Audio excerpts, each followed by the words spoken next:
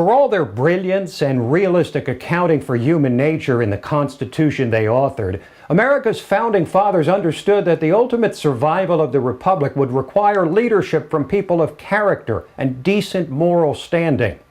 So what are we to make of politicians like Anthony Weiner and Elliott Spitzer, the disgraced New York politicians seeking to regain political power? Or Al Sharpton, unelected but somehow still recognized as a leader who continues to try and incite racial division.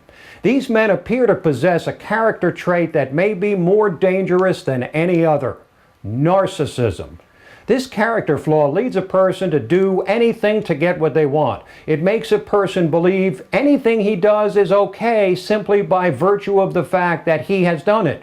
It makes a person willing to say anything and even believe it himself because he was the one who said it. Narcissism invariably leaves a trail of personal and professional destruction, and it is all too common among the political class. It's also insidious. Narcissists generally don't stand up and pound their chests and proclaim their own greatness. Quite the opposite. When required, they often posture as self-effacing, even humble. And since they believe their own spin, they can often present as genuine, just as Weiner did when he enthusiastically sat for happy talk interviews in a number of prominent magazines, saying he'd been cured and had changed his ways.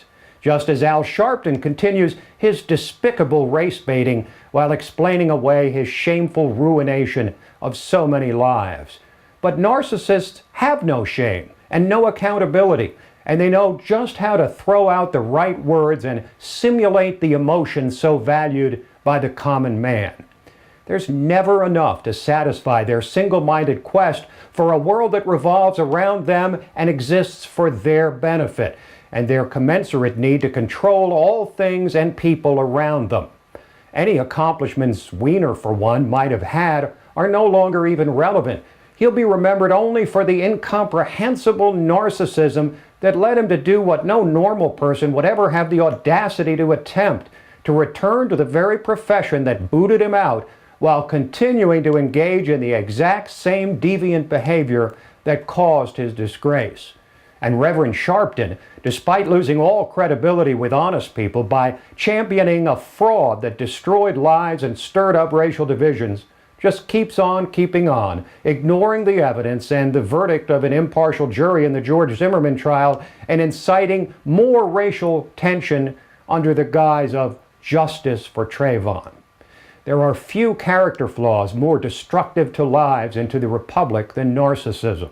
Avoiding this danger requires the vigilance of all who could be drawn in by the all too many politicians and so-called leaders who will do and say anything to get your support.